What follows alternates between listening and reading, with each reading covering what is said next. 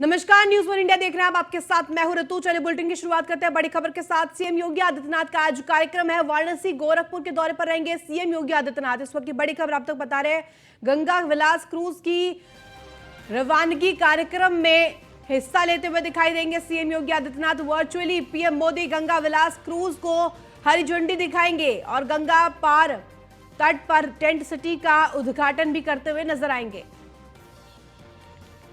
इस वक्त की बड़ी खबर आप तक पहुंचा रहे हैं। वर्चुअली पीएम मोदी गंगा विलास क्रूज को हरी झंडी दिखाएंगे।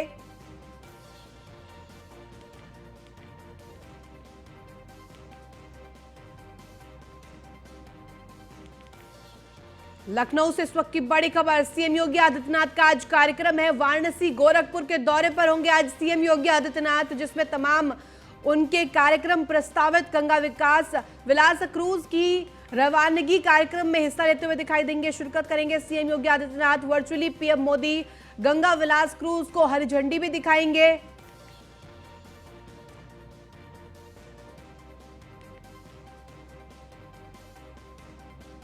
सीएम योगी आदित्यनाथ का आज ये कार्यक्रम, गोरखपुर पहुंचेंगे दौरे पर और ऐसे में गोरखपुर वाराणसी का दौरा सीएम योगी आदित्यनाथ का। गंगा विलास क्रूज की रवानगी कार्यक्रम में हिस्सा लेंगे।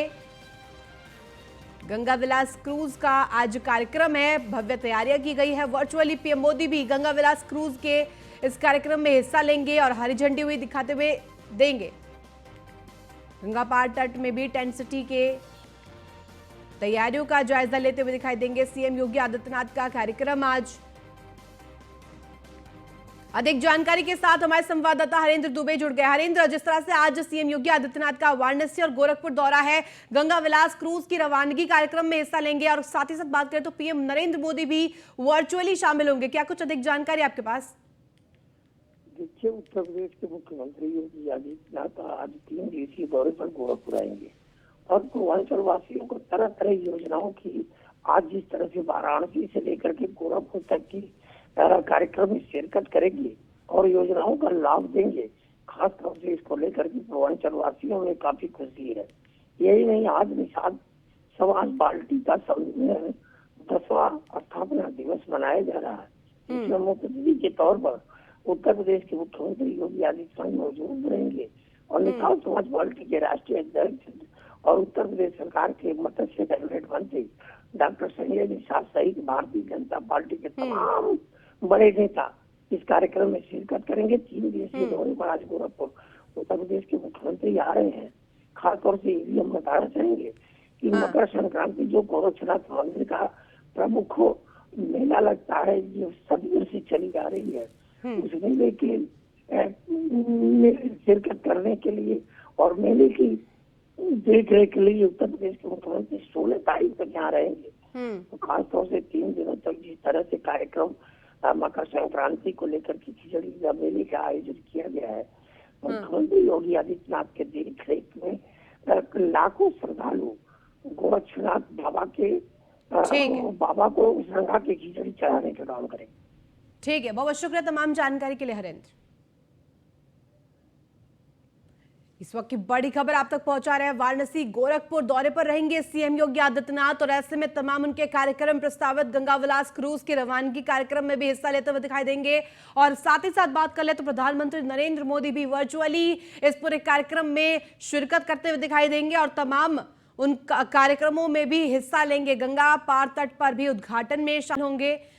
टेंट सिटी का उद्घाटन किया जाएगा, जिसमें कि खुद वर्चुअली प्रधानमंत्री नरेंद्र मोदी भी शामिल होंगे। वाराणसी के बाद गोरखपुर जाएंगे सीएम योगी आदित्यनाथ।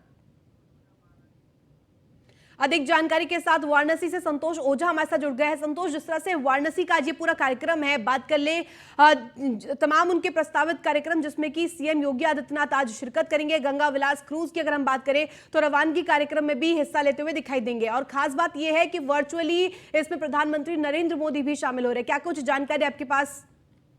देखिए, सबसे जो बड़ी बात है इस क्रूज की, ये 3200 किलोमीटर की यात्रा तय करेगा। 51 दिन लगेंगे और सबसे जो खास बात होगी वो ये कि ये विश्व का सबसे लंबा सफर होगा, क्रूज का सफर, जलमार्ग का। दूसरी ओर जैसा कि आपने कहा कि प्रधानमंत्री भी जुड़ेंगे वर्चुअली, योगी आदित्यनाथ होंगे यहाँ पे, समुद्र जहाज बनाने की मंत्री होंगी, इसके बाद निरंजन ज्योति होंगी। इन मंत्रियों के साथ ही साथ सबसे जो एक खास बात और होगी वो ये कि बनारस को विश्व पलट पे लाने का जो प्रयास लगातार जारी है, पर्यटन की दृष्टि से या फिर आध्यात्म की दृष्टि से, ये समझा जा सकता है कि अपने आप में बड़ा खास होगा और महत्वपूर्ण होगा। जैसा कि प्रधानमंत्री या फिर सीएम खुद भी इस बात को अपने बातों में संबोधन करने के दरमियान बार बार कोट करते हैं, वो ये कि ये जो कार्यक्रम है, ये जो अगले कदम है, ये कदम एक नई पहचान और एक नई ऊंचाई काशी को देगा। दूसरी ओर ये देखा जाए, यदि कार्यक्रमों की बात करें तो 10:30 बजे का समय मुकर्रर है। ये रविदास घाट है लंका के बगल में, वहां पे इसका उद्घाटन किया जाएगा। और इसके साथ ही साथ टेंट सिटी जो रेत पे बनी हुई काशी के पूर्वी क्षेत्र में बनी हुई एरिया है, उसका भी उद्घाटन आज किया जाना है। जी संतोष, क्योंकि अगर हम बात करें गंगा पार तट पर भी टेंट सिटी का उद्घाटन किया जाएगा, क्या कुछ उस दौरान होगा? देखिए, टेंट सिटी भी अपने आप में एक नया और अद्भुत कंसेप्ट है। पूरा 8 किलोमीटर के एरिया में इस टेंट सिटी को बसाया गया है। 3 अलग अलग श्रेणी में इसमें कमरे बनाए गए हैं। जो सुविधाएं हैं वो 5 स्टार जैसी हैं। और यही नहीं, इसके साथ स्विमिंग पूल, खेलने के लिए प्ले ग्राउंड, इंटरनल कनेक्टिविटी और जो बाकी की सुविधाएं हैं, या ये कहा जाए कि जो होटलों में 5 स्टार होटलों में सुविधा होती है, उन सुविधाओं से रूबरू कराया जाएगा। इसमें जो सबसे बड़ी बात है वो ये कि इसमें एक कॉटेज ऐसा है जो कि गंगा दर्शन, या ये कहा जाए कि अपने कमरे से ही गंगा को की लुत्फ लिया जा सकता है। तो समझा जा सकता है कि जो धर्म, आध्यात्म, और एक जो बात है जो हम छोड़ रहे थे वो ये कि इस पूरे एरिया में मांस और मदिरा का प्रतिबंध रहेगा। ये कहा जाए कि धर्म और संस्कृति को भी जोड़ने का प्रयास किया गया है तो ज्यादा अच्छा होगा। समझा जा सकता है कि पूरे के लगभग आधे से ज्यादा ये बुक हो गया है। 5 साल का कॉन्ट्रैक्ट है। केवल बाहर के दिनों में इस जगह को हटाया जाएगा और फिर से इस टेंट सिटी को बसा दिया जाएगा। जी बिल्कुल संतोष, और ऐसे में ये तमाम जो कार्यक्रम आज है, सीएम योगी आदित्यनाथ के और प्रधानमंत्री नरेंद्र मोदी के गोरखपुर में भी कार्यक्रम है। बहुत बहुत शुक्रिया तमाम जानकारी के लिए।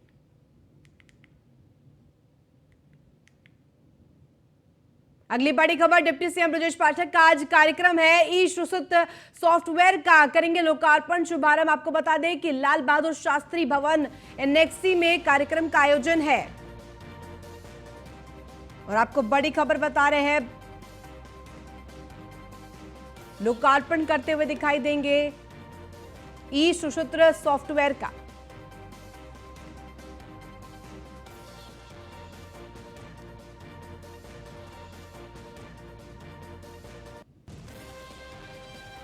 अधिक जानकारी के साथ हमारे संवाददाता अश्विनी द्विवेदी जुड़ गए। अश्विनी, जिस तरह से आज ये कार्यक्रम है, डिप्टी सीएम ब्रजेश पाठक आज सॉफ्टवेयर का लोकार्पण करते हुए दिखाई देंगे, क्या कुछ ये सॉफ्टवेयर है, जरा इसकी जानकारी दीजिए।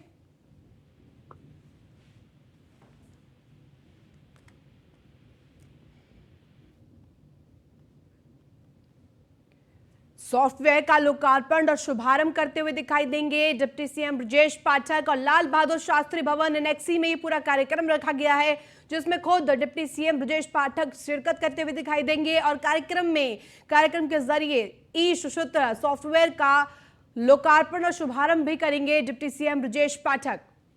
लाल बहादुर शास्त्री भवन एनेक्सी में कार्यक्रम रखा गया है। ये कार्यक्रम जिसकी भव्य तैयारियां की गई है, एक के बाद एक डिजिटल वर्ल्ड में जिस तरह से कामयाबी यूपी ने हासिल की है और एक के एक बाद सॉफ्टवेयर की दुनिया में अब नई पहचान बनाने के लिए यूपी में अब कवायद की जा रही है। उसी के मद्देनजर एक और सॉफ्टवेयर जिससे कि प्रदेश में और लोगों को जिस तरह से कार्य करने में आसानी होगी, सॉफ्टवेयर के जरिए तमाम वो कार्य और भी आसान हो जाएंगे। और खास तौर पर बात करें तो आज डिप्टी सीएम ब्रजेश पाठक खुद लोकार्पण और शुभारंभ करेंगे।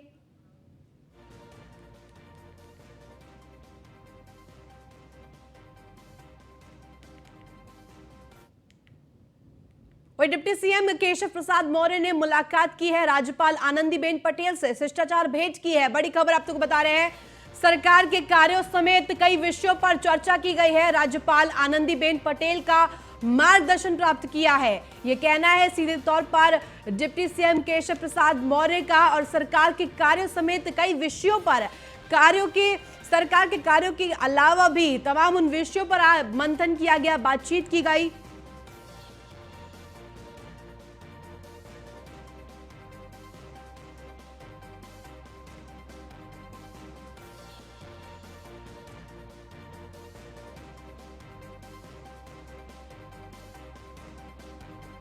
कार्यों के समेत विषयों पर, तमाम उन अन्य विषयों पर भी चर्चा की गई और शिष्टाचार भेंट हुई है और तमाम बातें भी कही गई है। मार्गदर्शन प्राप्त हुआ है, ये सीधे तौर पर कहना है डिप्टी सीएम केशव प्रसाद मौर्य का। राज्यपाल आनंदीबेन पटेल से उनकी शिष्टाचार भेंट हुई थी, जिसके बाद सरकार के कार्यों समेत तमाम उन मुद्दों पर, तमाम उन विषयों पर मंथन भी किया गया।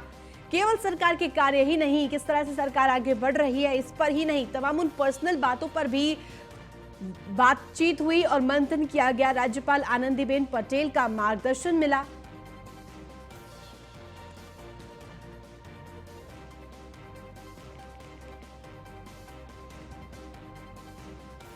ये बड़ी खबर आप तक पहुंचा रहे हैं डिप्टी सीएम केशव प्रसाद मौर्य की शिष्टाचार भेंट से जुड़ी हुई।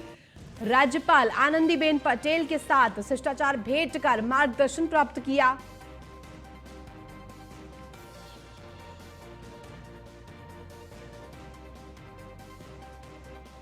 राज्यपाल आनंदीबेन पटेल से शिष्टाचार भेंट की और भेंट करके तमाम उन मुद्दों पर, सरकार के कार्य भी के सिवाय भी मंथन किया गया।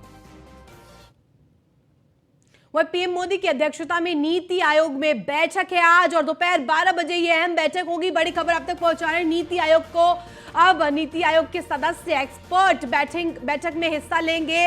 ये बड़ी खबर आप तक पहुंचा रहे हैं दोपहर 12 बजे। नीति आयोग की ये बैठक किस मायनों में अहम बताई जा रही है, क्योंकि सदस्य और एक्सपर्ट से लेकर तमाम वो पदाधिकारी भी इसमें मौजूद रहेंगे। तमाम उन विषयों पर बातचीत हो सकती है। प्रधानमंत्री नरेंद्र मोदी की अध्यक्षता में ये बैठक होगी। प्रधानमंत्री नरेंद्र मोदी भी शिरकत करेंगे। तो ये कई महत्वपूर्ण चीजें निकल कर आ सकती हैं नीति आयोग की इस बैठक से। नीति आयोग आगे किस तरह की नीति और किस तरह की रणनीति बनाई जाएगी, इस पर मंथन कर सकती है। पीएम नरेंद्र मोदी की अध्यक्षता में नीति आयोग में बैठक होगी। दोपहर 12 बजे नीति आयोग में ये महत्वपूर्ण अहम बैठक होनी है। नीति आयोग के सदस्यों के साथ साथ तमाम वो एक्सपर्ट और पदाधिकारी भी इसमें मौजूद होंगे। प्रधानमंत्री नरेंद्र मोदी की अध्यक्षता में ये बैठक होगी। दोपहर 12 बजे नीति आयोग में ये बैठक शुरू होगी और तमाम उन विषयों पर चर्चा की जाएगी, जिससे कि आगे देश के लिए विकास के द्वार खुले।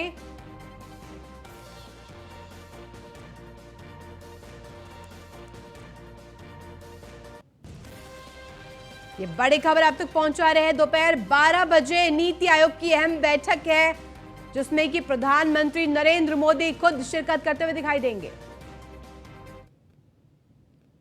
वही केंद्रीय गृह मंत्री अमित शाह का जम्मू कश्मीर दौरा है आज। राजौरी में सुरक्षा व्यवस्था का जायजा लेते हुए दिखाई देंगे। बड़ी खबर आप तक बता रहे हैं। डांगरी में पीड़ित परिवारों से मुलाकात भी करते हुए दिखाई देंगे गृह मंत्री अमित शाह। इस वक्त की बड़ी खबर आप तक पहुंचा रहे हैं। गृह मंत्री अमित शाह का जम्मू कश्मीर दौरा, जिसमें कि सुरक्षा के हालातों की समीक्षा करते हुए दिखाई देंगे। जायजा लेंगे कि किस तरह की सुरक्षा व्यवस्था इस वक्त जम्मू कश्मीर में व्याप्त है और ऐसे में क्या कुछ आगे किया जा सकता है, जिससे कि सुरक्षा व्यवस्था और भी ज्यादा सुदृढ़ हो। और डांगरी में पीड़ित परिवारों से मुलाकात भी करते हुए दिखाई देंगे। तमाम वो मुद्दे सामने आते हैं जिसमें सुरक्षा व्यवस्था को हानि पहुंचाई जाती है। लेकिन जम्मू कश्मीर के इस दौरे से, गृह मंत्री अमित शाह के दौरे से कई मायने निकाले जा रहे हैं। जम्मू कश्मीर के दौरे पर पहुंच रहे हैं और घटना स्थल का भी दौरा करते हुए दिखाई देंगे। राजौरी जिले के डांगरी में घटना स्थल पर भी जाएंगे गृह मंत्री अमित शाह। गृह मंत्री अमित शाह का जम्मू कश्मीर दौरा है आज और ऐसे में सुरक्षा व्यवस्था के मद्देनजर कई मायनों में अहम बताया जा रहा है इस जायजे को। और ऐसे में क्या कुछ इस दौरान होगा, कौन कौन उस वक्त मौजूद होगा, सब पर हमारी निगाह रहेगी। आप तक सबसे पहले न्यूज़ 1 इंडिया इसको लेकर के आएगा। इस खबर को सबसे पहले न्यूज़ 1 इंडिया पर आप देख सकते हैं। एक एक अपडेट आप तक पहुंचाएंगे जम्मू कश्मीर के दौरे से जुड़ी हुई।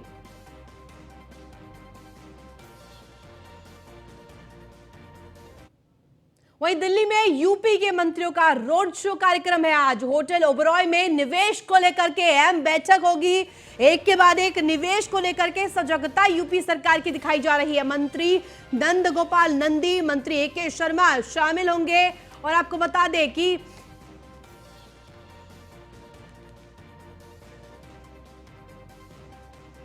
ये बड़ी खबर आप तक पहुंचा रहे लक्ष्मी नारायण चौधरी भी कार्यक्रम में मौजूद होंगी। और ये अहम बैठक क्योंकि मुख्य सचिव समेत कई बड़े अधिकारी भी मौजूद होंगे। दिल्ली में यूपी के मंत्रियों का रोड शो कार्यक्रम है। आज रोड शो के जरिए निवेश को किस तरह से बढ़ावा दिया जाए, जीआईएस सम्मेलन होने वाला है और उसके मद्देनजर भी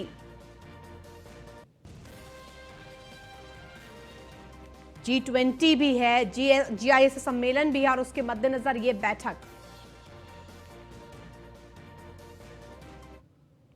वही लगभग 2.5 साल पहले कानपुर सेंट्रल रेलवे स्टेशन को बम से उड़ाने की धमकी देने वाले आरोपित को पुलिस ने गिरफ्तार कर लिया है। संयुक्त पुलिस आयुक्त आनंद प्रकाश तिवारी ने बताया कि अभियुक्त ने रेल बाजार में 24 अक्टूबर 2020 को सेंट्रल रेलवे स्टेशन को बम से उड़ा देने की धमकी दी थी। इस मामले में पुलिस ने रेलवे बाजार थाने के मुकदमा दर्ज कर जांच शुरू कर दी थी। बाद में जांच के दौरान सामने आया था कि सेंट्रल स्टेशन को बम से उड़ा देने वाले की धमकी देने वाला वाजिंदर सिंह, जो कि गुरुद्वारा रकाबगंज बस स्टेशन के पास दिल्ली वेस्ट का रहने वाला है। आरोपी पर पुलिस ने 20,000 का इनाम भी रखा था।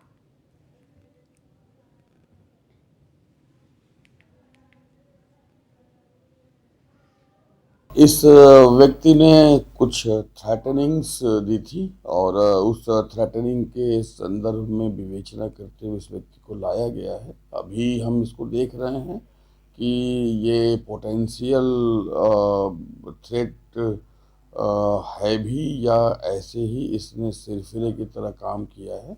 तो सारी चीज़ें हम एग्जामिन कर रहे हैं और जैसा भी होगा हम वैसी कार्रवाई करेंगे। हमारे विवेचना के क्रम में चूँकि वो हमें मिल नहीं रहा था, तो इसके लिए हमने इसमें जो है अवार्ड एक प्रोसेस हमारा अपना होता है कि कहीं से इन्फॉर्मेशन हमें मिल जाए, बट चूँकि हमें वो मिल चुका है तो now we have to examine everything और जो भी उसमें इंग्रेडिएंट्स या फैक्ट्स मिलेंगे हम उसके हिसाब से काम करेंगे। गाजियाबाद विकास प्राधिकरण के अधिकारी और कर्मचारी अवैध अतिक्रमण तोड़ने के नाम पर बड़ा खेल कर रहे हैं। इंद्रप्रस्थ सोसाइटी में अवैध निर्माण पर एक्शन लेने जीडीए की टीम पहुंची, लेकिन मात्र औपचारिकता पूरी कर अधिकारी चलते बने। जीडीए के सचिव मानवेंद्र सिंह मीडिया कर्मियों को देख मौके से गायब हो गए।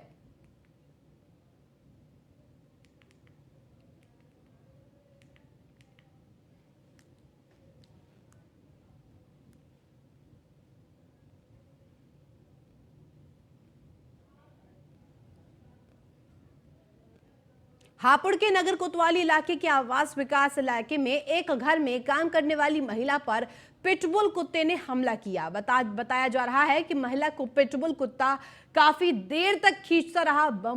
बमुश्किल से महिला ने कुत्ते से अपनी जान बचाई। महिला के शरीर पर 5 जगह घाव के निशान है। घायल महिला का अभी फिलहाल इलाज जारी है।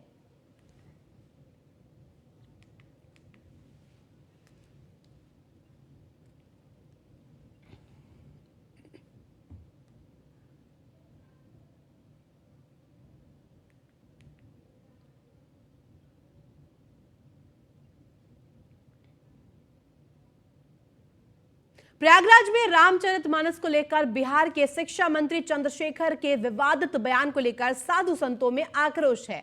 माघ मेले में अयोध्या से आए संतों ने बयान को लेकर विरोध जताया। साथ ही मुख्यमंत्री नीतीश कुमार ने से शिक्षा मंत्री को बर्खास्त करने की मांग की है। संतों का कहना है कि अगर बिहार के शिक्षा मंत्री माफी नहीं मांगते हैं तो उनके खिलाफ कड़ी कार्रवाई करनी चाहिए और उन्हें देश से बाहर पाकिस्तान भेज देना चाहिए।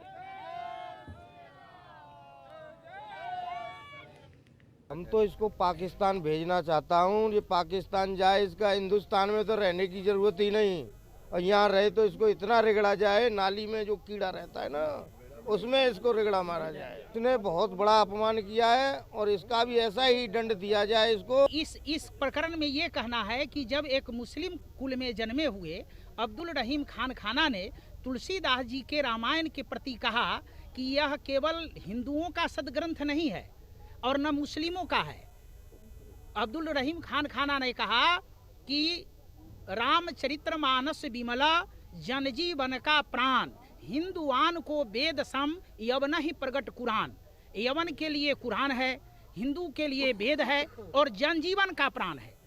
तो मैं उन्हें धिक्कार देता हूँ, मैं उनको बहुत फटकार लगा रहा हूँ। उनको चुल्लू भर पानी में डूबकर मरना चाहिए। शिक्षा मंत्री क्या है मेरे शब्दों में तो शिक्षा मंत्री अंधेरपुर नगरी चौपट राजा वाली बात है। वो शिक्षा मंत्री नहीं है, वो अशिक्षा मंत्री है। उसको नीतीश गवर्नमेंट को, माननीय मुख्यमंत्री को उसको पद से बर्खास्तगी करना चाहिए। वहीं बुलंदशहर में स्कूल के टीचर के टॉर्चर से परेशान डीपीएस की छात्रा ने आत्महत्या का प्रयास किया। छात्रा ने डीपीएस स्कूल के टीचर के नाम सुसाइड लिखकर जहर खा लिया। हालांकि उसकी स्थिति बिगड़ने पर उसे लक्ष्मी लाइफलाइन हॉस्पिटल में भर्ती कराया गया। पीड़ित छात्रा सिटी कोतवाली इलाके की एक कॉलोनी की रहने वाली है और हम ये सुसाइड नोट भी आप तक दिखा रहे हैं, आपको बता रहे हैं कि किस तरह से टीचर के टॉर्चर से परेशान होने के बाद छात्रा ने जहर खाने का प्रयास किया।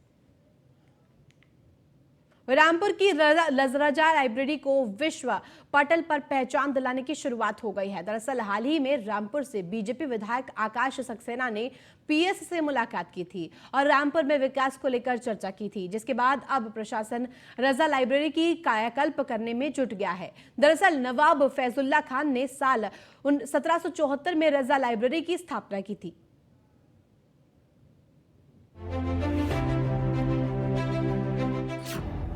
रजा लाइब्रेरी का होगा कायाकल्प। रजा लाइब्रेरी को विश्व स्तरीय पहचान दिलाने की कोशिश। कहते हैं किताबें हमारी सच्ची दोस्त होती हैं। जाहिर है हमारी जिंदगी में किताबों का खासा महत्व है। ये रामपुर की रजा लाइब्रेरी जो आप देख रहे हैं, इसका अपना अलग स्थान है। रजा लाइब्रेरी को दुनिया की 8वीं आश्चर्यजनक लाइब्रेरी भी कहते हैं। बता दें कि इस लाइब्रेरी में 17,000 पांडुलिपियां और 60,000 से भी ज्यादा किताबें मौजूद हैं। प्रशासन अब इसी लाइब्रेरी का कायाकल्प करने में जुट गया है।